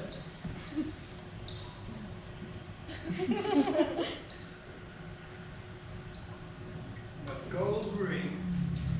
You must live like a lord, Mr. Tosher. Well done, Miss Simplicity. Ben, I cannot, for the life of me, imagine why you just confused this young man, handsome though he is, with the young lady in question. Quite possibly the vapors down here must, I suspect, alongside your evident joy in your newfound profession, have just for a moment gone to your head. Yes. Yes, how silly of me! Oh, she must have a really good problem of safety right now. These bricks, they're useless. They're rotten. They must be pulled out and put back, faced off with ceramic tiles. That can be the only way forward. It would keep the water out. Alas, we don't have the money. If you don't have the money, you will have the sting. It surely cannot be healthy for you, sir. What was that? Anything, sir. Drinking sewage, you might say. Gentlemen, if you don't mind, there are a few things I'd like to look at down here. I'll show you the nearest way out. Sometimes you get undesirables down here. Well, more undesirable than what's down here already. I'll just have a big glance around and then come back. I'm sure it's nothing. Yes, it is raining here. I feel a little caution is sensible. Come along, miss. Young man, frankly, I could use a breath of fresh air.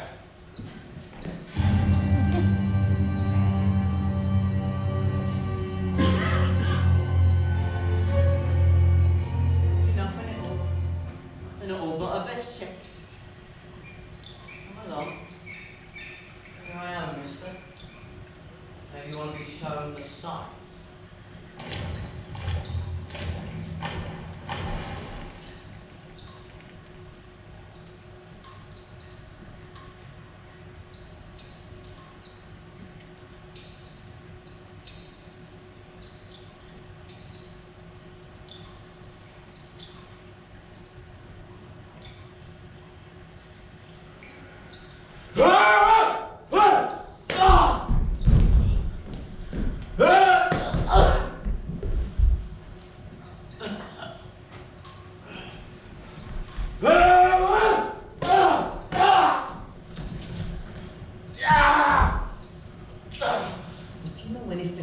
Then you know that Prince your neck is swinging towards razor.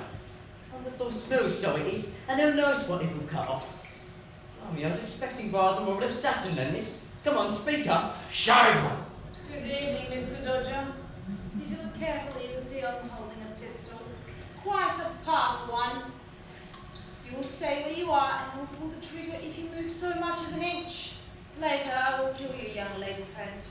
By the way, I cannot say I care about this gentleman.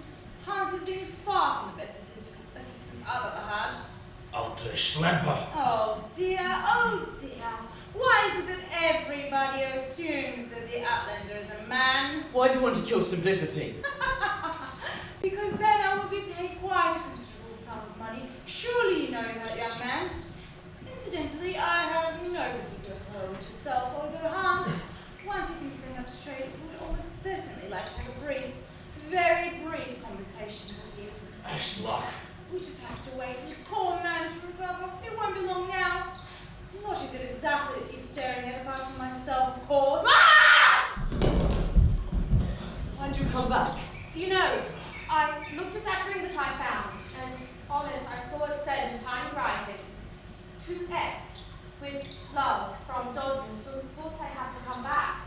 You told me that the Outlander always had a good-looking lady with it, and well, I thought a good-looking lady who went around with somebody like that assassin must be a very powerful woman. I wondered if you had realized that. It would appear, my dearest Dodger, that I was right. Hans, do you understand English? Yeah. Good. Then, if you're a good boy and do what we ask, you might see your home country again. Right now, I need to be a friend to this poor man led astray by a pretty woman, so I reckon be very, very helpful. What should we do now, Dodger? It's not the first time. You know the place that I told you about? We call it the cauldron, because that's what it's like when there's a real storm, but at least it means it's a lot cleaner than most of the places down here. There's food up there and water too. All goes well, I think I should be able to come find you around about midnight. Don't you worry now. The worst thing in these sewers right now is me. I'm on your side. Your voices are just running over. Keep very quiet. You know that it's me who can find you and you hear me whistle, just like that.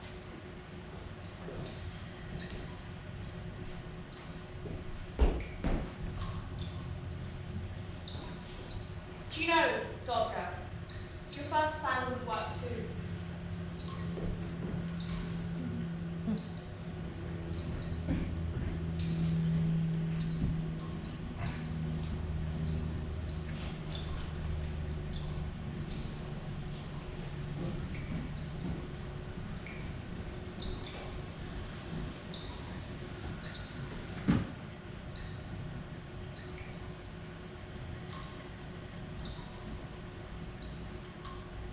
Sorry. I'm so sorry.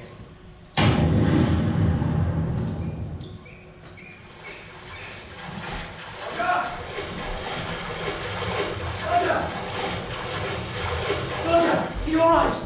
Miss Simplicity? She's dead. She's really dead, but I did my best, I really did. Dead? It was an outline for a right proper assassin. Chance for the likes of him against someone like that. Are you telling me the truth, Dodger? It all happened so quickly that it's all a bit of a fog. I'd say that's the truth of it, all right. A fog, you said? Yes, indeed.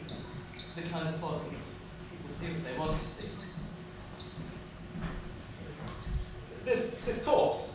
Poor girl, I'm not the culprit, so I won't to justice with your elder, Charlie, but Simplicity, I'm afraid. You'll never see her alive again. I cannot say I am pleased by what I hear, Mr. Dodger, but here are the constables, and we will follow your lead. Come along, then. As a pillar of Parliament, you should witness this. Good Lord.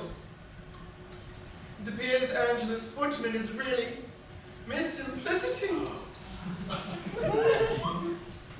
If you don't mind me asking so, sir, what would a young lady be doing down here dressed as a man?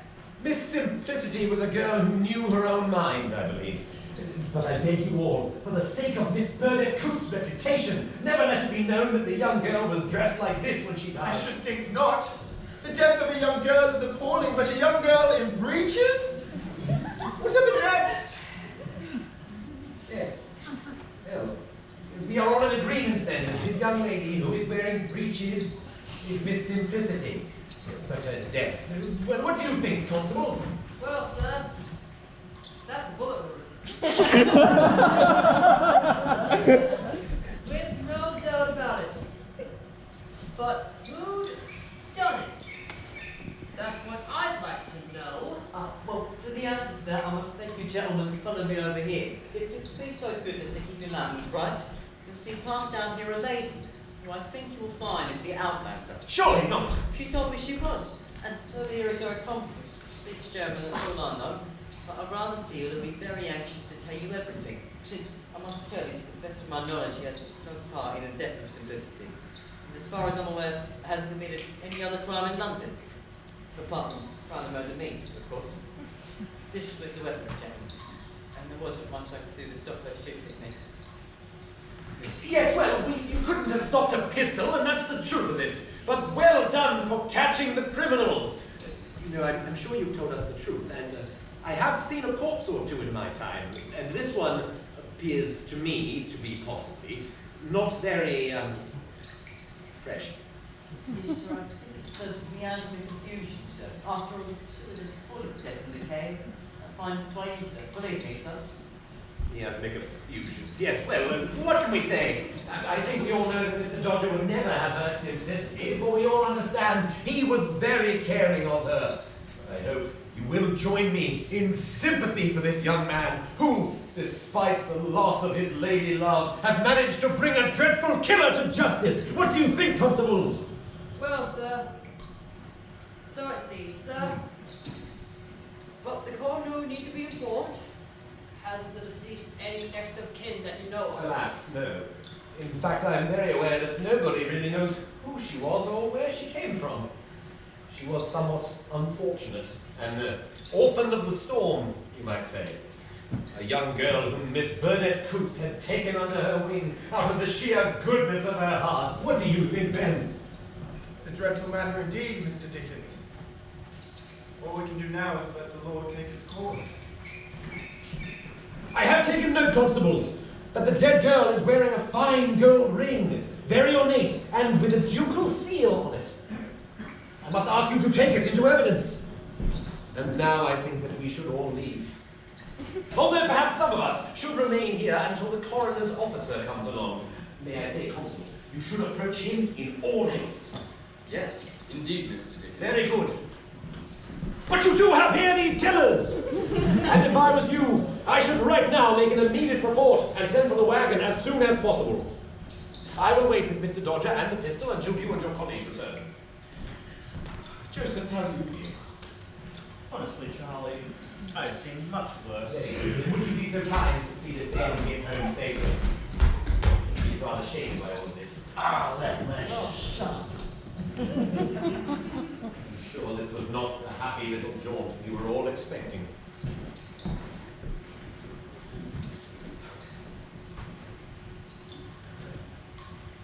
I'm sure that the coroner's officer will take the view that since the young girl had no friends or relatives to speak of, except a young man who clearly loved her very much, and a woman who had kindly given her shelter, then this surely was an open and shut case if ever there was one. I rather wonder, Mr. Dodger, what would you have done if the Outlander had not turned up? Did I give very much away? Amazingly little. Am I to assume that the girl we see so definitely dead did not die by your hand, if you will forgive me for being so blunt? Charlie, she's one of those girls that drowned herself in the river and cares very much. She'll get a decent burial and a decent grave, which is more than she would have got in other circumstances. My plan if the Outlander had not shown up was as simple as could be, sir. Bishop Misty would have excused herself, being a very shy lad. And as she would have wandered into the sewers, rather rushed to find her. In the dark there'll be a great noise of a scuffle and a scream as I thought radically I'll have you done. As I came to blows with an unknown man who must have heard about the excursion and may even now still be at large. Whereupon I would rush to meet yourself and the others and employ to help the dying simplicity, not least chase the dreadful assassins through the sewers. It would be a terrifying but fruitless pursuit. Roger, you have excelled yourself, and I salute you. And now I must suggest you go and find Miss Simplicity, who I imagine by now must be feeling a little chilly. Thank you, sir. Thank you very much for teaching me about the fog. Oh, yes. The fog. Tangible though it is quite a powerful thing, is it not? I shall follow your career with great interest, and if not, with trepidation.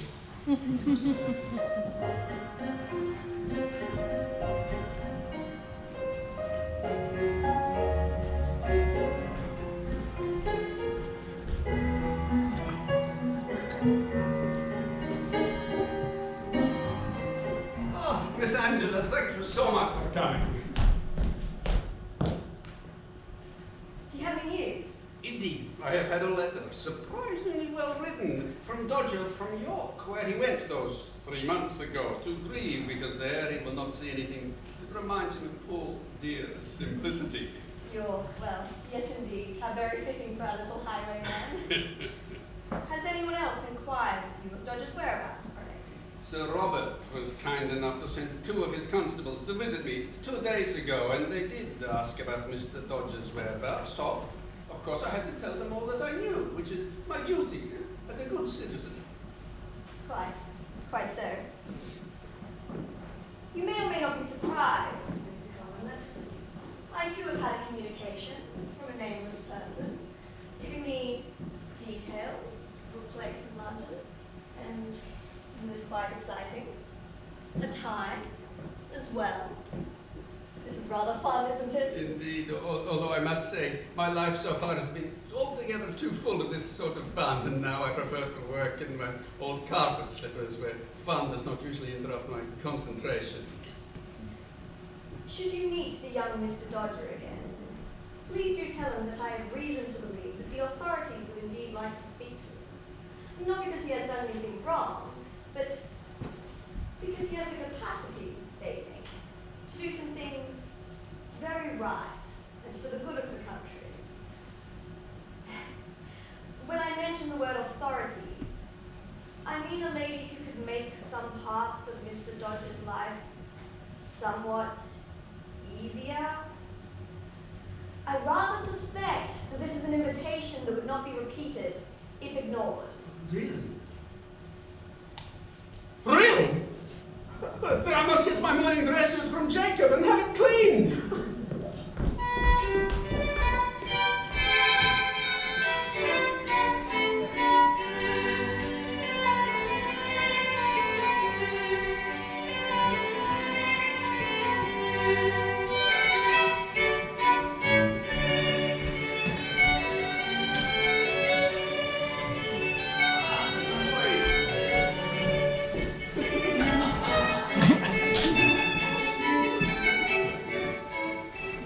Mr. Dodger, it has come to my attention that you found your way into the well-guarded embassy of a foreign power and proceeded, at will, to walk up and down its stairs, along its corridors, and into its innermost rooms, without once ever being challenged. How on earth did you manage to do so? And would you be prepared to repeat this spectacular feat some other place, at some other time, should we ask you to do so? Do you want me to be a spy? Is that it? Young man, Her Majesty's government does not spy. We merely take an interest. Now, since both Sir Robert and Mr. Disraeli have told me that while you are a scallywag, you are undoubtedly a scallywag of the right sort, and one that we might well wish we had more of. Her Majesty's government might, on occasion, have an interest in employing you, although, having done so, we would most emphatically deny ever having done so. One can understand that, sir. It's sort of a fog, isn't it? I know about fogs. You can trust me on that, sir. Now, you don't have to give me your answer straight away, and I do suggest you discuss the matter with your friend, Mr. Cohen, whom, I gather, is rather well acquainted with these sort of ventures. I'm sure we were all saddened to hear of the death of the young lady known as Simplicity. May I offer you my most heartfelt condolences. Thank you, sir. It has not been a very pleasant time lately, which is why I took a little trip out of London, sir. I didn't see anything that reminded me of my girl.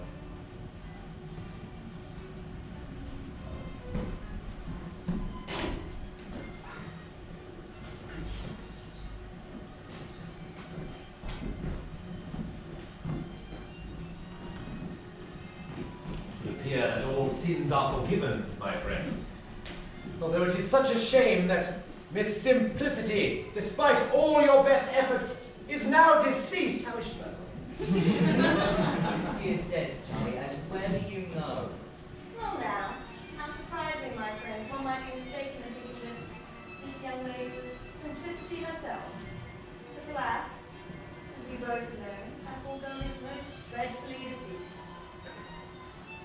When we have finished here, perhaps you would allow me to take you and your new friend to Lavender Hill Cemetery, where I was intending to go today because the stonemason will by now have finished poor Simplicity's gravestone. And what is your name, young lady? Serendipity, sir. Charmed to meet you. And you, Mr. Dodger, I gather, have been all over London today, visiting Mr. and Mrs. Mayhew and their housekeeper, and delivering a bottle of the finest whiskey to the Southwark Torrent. Let's be repaid, Charlie, but I must move on. Simplicity was married, but Simplicity is dead. Now I have serendipity. Somebody new. And I love her, but I'm somebody new too. And before we marry her, I've got to get a job, and a good one. I shall have to save doshing for a hobby. I don't even know how to get proper work. Well now, from what that gentleman just said to you, I rather suspect, young Dodger, that you may be given the opportunity to take a government-paid holiday in foreign parts. Congratulations to you, young man, and to you, Miss Serendipity.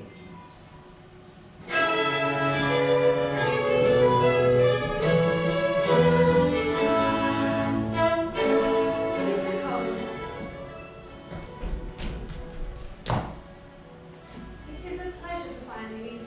I've heard so many stories about you. May I say, Majesty, that some of the stories they tell about me are not true. The King of Sweden tells a very good one. If it was the one about the racehorse in the lodge, Your Royal Highness, alas, that was true. Nevertheless, I feel quite privileged to meet you, sir. You then must be Mr. Dodger. I hear you do very well around desperate criminals. must have been such a terrible day. Well, Your Majesty, there he was, and there I was, and then Horatio was, and that was it, really. To be honest, I'm sorry for the poor man. So I have heard. It is a disquieting thought, but it is to your credit at least. And I believe the lady standing by you is your fiancée, is that not so? Do come here, Miss Serendipity. When will your wedding day be, my dear? Dodger says he will have to get a new job first, Your Majesty, so we don't know yet. Indeed. What is it you do, Mr. Dodger, when you're not thwarting criminals? He assists with the proper running of the drainage, Majesty. Oh, drains. We have them here, and they never seem to work properly. We wish you well in whichever post you eventually take. And now, we believe that bravery such as yours should be recognized. What is your full name to be, Mr. Dodger? If it's any help, Your Majesty, I've always thought that Jack is a very nice name. If I were you, I would take the advice of your lady as all sensible husbands do. I dub thee Sir Jack Dodger, Knight of the British Empire. Arise, Sir Jack.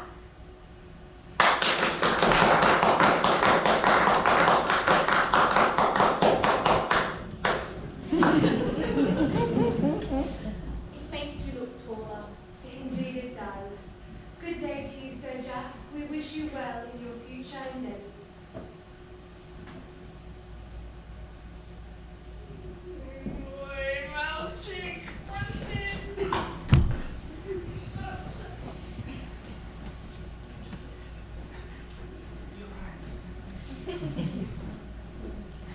What should I do about this job offer? Well, he does want you to be a spy.